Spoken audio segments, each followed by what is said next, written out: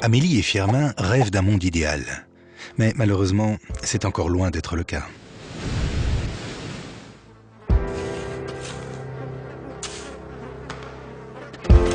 Que peuvent-ils donc faire? Aider dans les catastrophes? Construire des infrastructures dans les pays pauvres? Envoyer de l'argent à des associations locales? Faire changer des lois considérées comme injustes? Changer ici nos comportements qui ont des effets négatifs là-bas? Tous ces moyens ont leur utilité. Ils sont très souvent complémentaires. Aujourd'hui, nous voudrions vous parler de l'un d'entre eux qui nous tient à cœur. L'éducation à la citoyenneté mondiale et solidaire. Pour bien comprendre ce que c'est, allons-y par étapes. Éducation vient du latin ex ducere, qui signifie littéralement « conduire en dehors de ». En d'autres mots, faire éclore. Et faire éclore ne signifie certainement pas d'imposer des idées, de conditionner. Pour faire éclore, il faut donner les moyens et la liberté à l'autre de devenir ce qu'il veut. Éduquer, c'est proposer. C'est émanciper. La citoyenneté nous concerne tous. Amélie et Firmin, vous vous rappelez? Eh bien, ils sont citoyens. Et comme tout citoyen, ils n'arrêtent pas de faire des choix dans de nombreuses situations de leur vie quotidienne. En tant que consommateurs, ils peuvent privilégier un magasin plutôt qu'un autre, acheter local plutôt que des fruits exotiques, par souci d'écologie par exemple. En tant qu'épargnants, ils ont préféré investir de l'argent dans l'agriculture biologique plutôt que dans l'agriculture industrielle. Électeurs, ils ont une responsabilité. Dans les urnes, ils choisissent le parti de leurs convictions. Amélie a aussi écrit au gouvernement pour lui dire sa façon de penser. Leur métier les amène à faire des choix tous les jours. En tant que restaurateur, Firmin choisit ses fournisseurs et en tant que médecin, Amélie peut prescrire des médicaments onéreux ou non. Dans leur temps libre, les choix sont nombreux. Firmin est bénévole dans un club de tennis de table et Amélie préfère le tir à l'arc et s'occupe de sa mère âgée. Ils sont sollicités par de nombreuses associations. Firmin soutient un projet de santé au Congo auquel il envoie de l'argent. Quant à Amélie, c'est moins son truc. Même avec leurs amis, ils font des choix. Si Firmin s'est opposé avec douceur et fermeté aux propos machistes de son ami Raoul, Amélie a convaincu ses collègues de boire moins de soda. En bref, chacun de ces choix a des conséquences.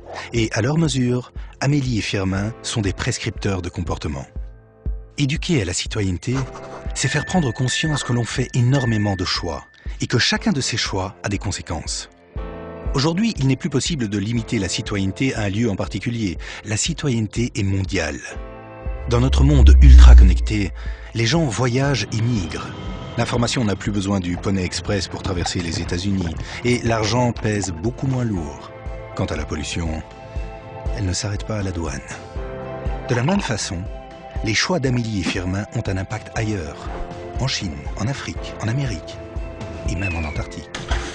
Qu'on le veuille ou non, nous sommes tellement interdépendants que nous sommes des citoyens du monde. Ce n'est plus à l'échelle de son village ou de son pays qu'il faut penser, mais à celle de la planète. Firmin est un citoyen qui a bien compris que les choix qu'il fait comme consommateur, comme épargnant, comme électeur, comme cuisinier ont un effet sur le monde entier. Oui, ça, il l'a très bien compris. Et malgré ça, il pourrait faire les choix qui lui sont les plus profitables, dans son seul intérêt, sans se soucier des autres. Il serait toujours un citoyen du monde, mais serait un peu égoïste. Une citoyenneté mondiale et solidaire, c'est poser des choix de citoyens dont les effets, les conséquences affectent positivement la vie des autres êtres humains. C'est se sentir concerné par l'accès de chacun à ses droits fondamentaux et utiliser sa citoyenneté pour favoriser cet accès. L'éducation à la citoyenneté mondiale et solidaire, c'est participer à l'émergence d'une opinion publique plus éclairée et plus agissante. Ce programme ambitieux implique l'acquisition de différentes compétences. Tout d'abord, l'acquisition de savoir.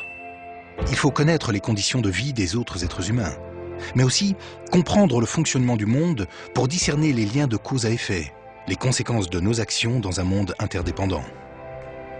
L'éducation à la citoyenneté mondiale et solidaire implique l'apprentissage de savoir-être.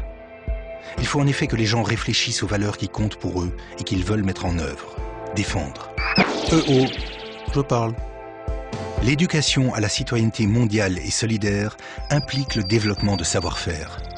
S'associer pour mener à bien une action collective requiert une multitude d'aptitudes qu'il faut développer. l'éducation à la citoyenneté mondiale et solidaire est pleinement un moyen de changer le monde pour qu'il devienne globalement plus juste. Elle nous invite à prendre nos responsabilités. Elle nous concerne tous.